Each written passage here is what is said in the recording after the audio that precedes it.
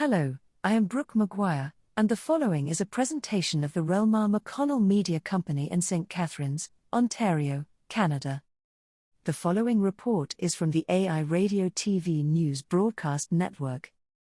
Headline: WHO's Cancer Research Agency to say aspartame sweetener are possible carcinogen sources. Byline: Reuters.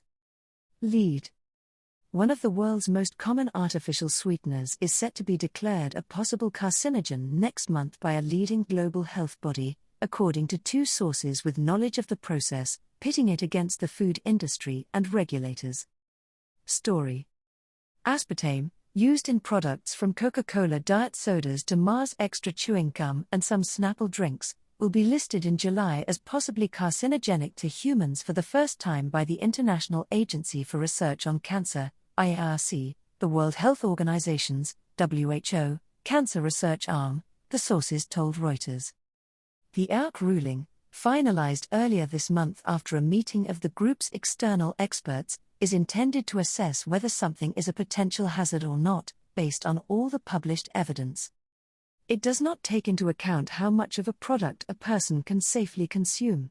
This advice for individuals comes from a separate WHO expert committee on food additives, known as JECFA, the Joint WHO and Food and Agriculture Organization's Expert Committee on Food Additives, alongside determinations from national regulators. However, similar IARC rulings in the past for different substances have raised concerns among consumers about their use, led to lawsuits, and pressured manufacturers to recreate recipes and swap to alternatives. That has led to criticism that the IARC's assessments can be confusing to the public. JECFA, the WHO Committee on Additives, is also reviewing aspartame use this year. Its meeting began at the end of June and it is due to announce its findings on the same day that the IARC makes public its decision, on July 14. Since 1981, JECFA has said aspartame is safe to consume within accepted daily limits. For example, an adult weighing 60 kilograms, 132 pounds, would have to drink between 12 and 36 cans of diet soda, depending on the amount of aspartame in the beverage, every day to be at risk. Its view has been widely shared by national regulators, including in the United States and Europe. An IARC spokesperson said both the IARC and JECFA committees' findings were confidential until July, but added they were complementary, with IARC's conclusion representing the first fundamental step to understand carcinogenicity.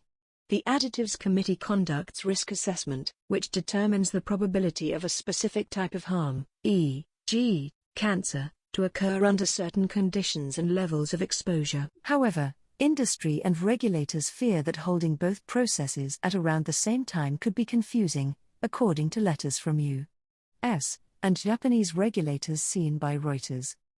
We kindly ask both bodies to coordinate their efforts in reviewing aspartame to avoid any confusion or concerns among the public, Nozomi Tomita, an official from Japan's Ministry of Health, Labor, and Welfare, wrote in a letter dated March 27 to WHO's Deputy Director General, Jana Jacob.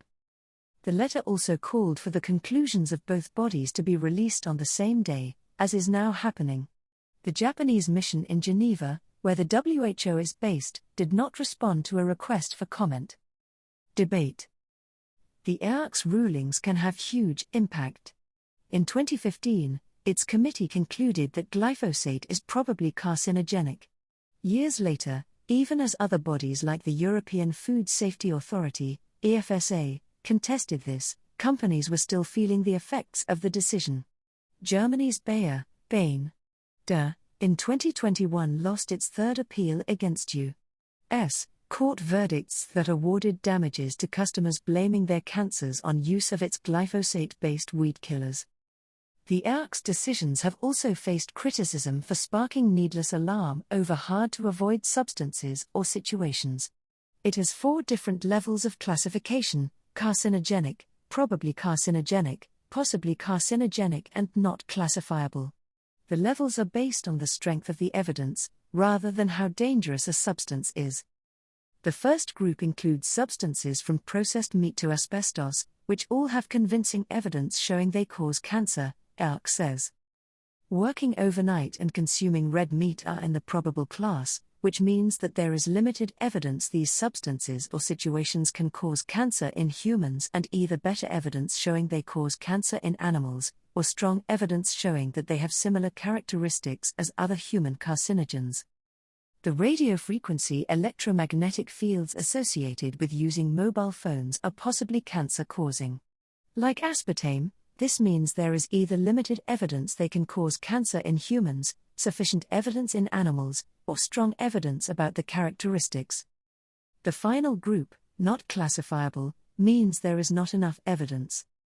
IARC is not a food safety body, and their review of aspartame is not scientifically comprehensive and is based heavily on widely discredited research, Francis Hunt Wood, Secretary General of the International Sweeteners Association, ISA, said.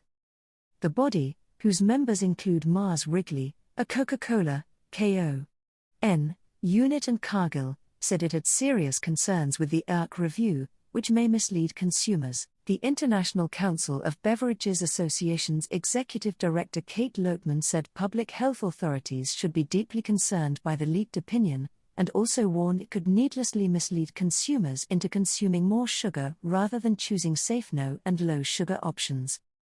Aspartame has been extensively studied for years. Last year, an observational study in France among 100,000 adults showed that people who consumed larger amounts of artificial sweeteners, including aspartame, had a slightly higher cancer risk. It followed a study from the Ramazzini Institute in Italy in the early 2000s, which reported that some cancers in mice and rats were linked to aspartame. However, the first study could not prove that aspartame caused the increased cancer risk, and questions have been raised about the methodology of the second study, including by EFSA, which assessed it. Aspartame is authorized for use globally by regulators who have reviewed all the available evidence, and major food and beverage makers have for decades defended their use of the ingredient. The IARC said it had assessed 1,300 studies in its June review. Recent recipe tweaks by soft drinks giant PepsiCo, Pep.O, demonstrate the struggle the industry has when it comes to balancing taste preferences with health concerns.